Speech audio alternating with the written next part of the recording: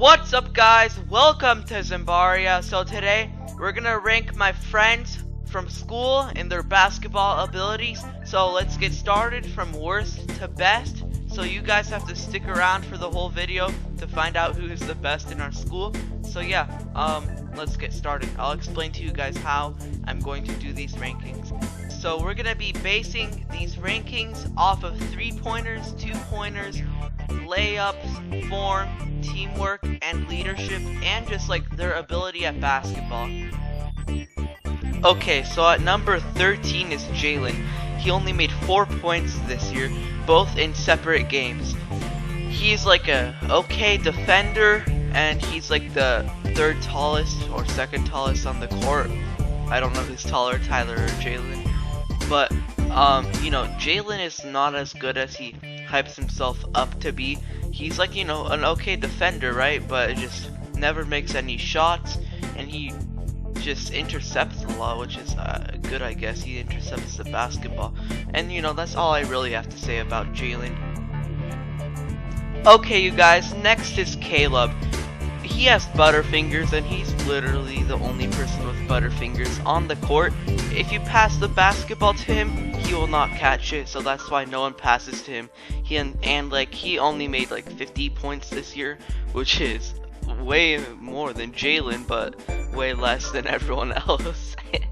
It's just like so funny how like the bottom two just make barely any points, and they play a lot of basketball. Also, Caleb is not really that tall, so he can't go for layups like the other tall people.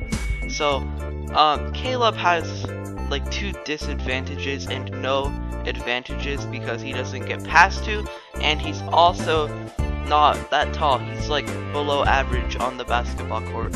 So that is all I really have to say about Caleb. Next is Christian at number 11. In the beginning of the year, Christian was not making many shots at all, but he was improving throughout the year, which was a good thing. It shows that he is an improving player, and he is not hitting a plateau or anything, so he just keeps on improving, and he never like stops improving, which is really good. That's a good trait to have in basketball. So towards the end of the year, I would say he was averaging like 2 to 4 points per game, which is okay, I guess, because it's like more than some people and less than some people. So yeah, that's all I have to say about Christian. He's a solid player. Finally, we are in the top 10, and to start us off with the top 10, we have Ashton. Ashton memes a lot, which takes away from his ability at basketball. If he was trying all the time, he would probably be number 9, but instead he is number 10. Overall, for the whole year, I would say Ashton averaged around like 4 points per game. Ashton is also a good teammate. He passes the ball unlike other people at our school who are just ball hogs. And, you know, he's a pretty solid shooter when he actually tries. He has a good form, but his 3-pointer shot could be worked on a little bit more. But otherwise, he's a pretty good player. That's all I have to say about Ashton.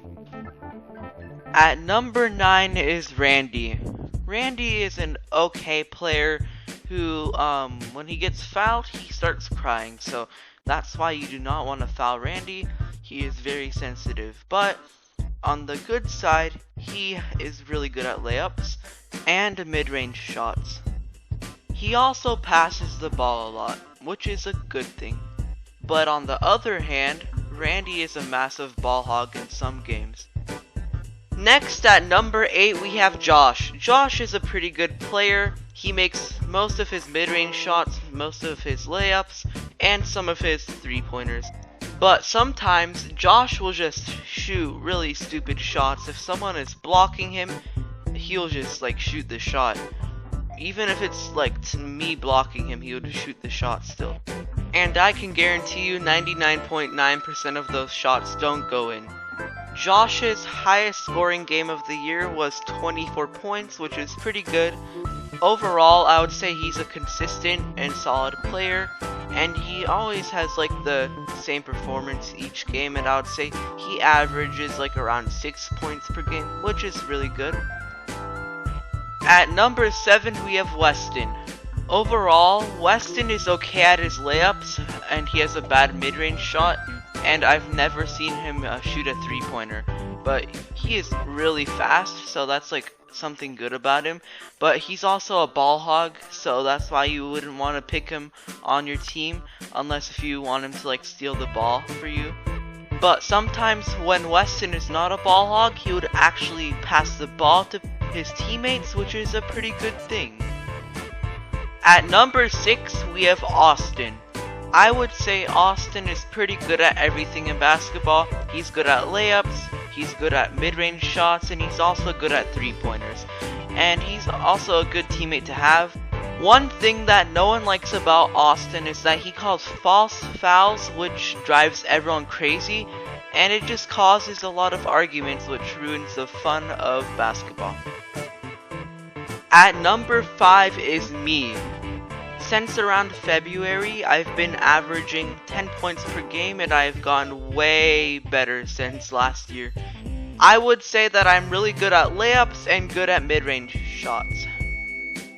One thing that I have to work on is my three-pointer, because whenever I shoot it, it hits the rim, but it never goes in. At number 4, we have Myron. Myron can just take the basketball and drive into the hoop and make a layup. It's really that easy for him. He has a good mid-range shot and he's good at three-pointers, I'm telling you.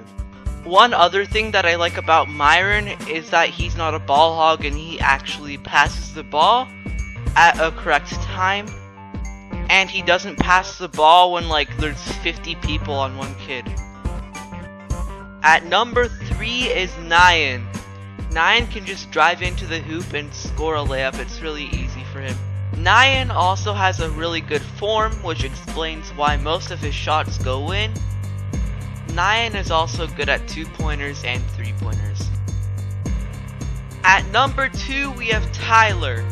Tyler is the best at three-pointers. If you leave him open, boom, he scores a three-pointer. Tyler is also really good at two-pointers and he is really good at layups too. Tyler is also tall, but he's not as tall as I said earlier in the video. So basically, if you have Tyler on your team, you have like a really high chance to win. At number 1, we have Sean. If you have Sean on your team, you basically win. Sean is such a good teammate. He passes the ball when he needs to. He passes the ball when he sees someone that's open. And he doesn't pass the ball when there's like 3 people on one kid. Sean is also really good at three-pointers. He has a good form.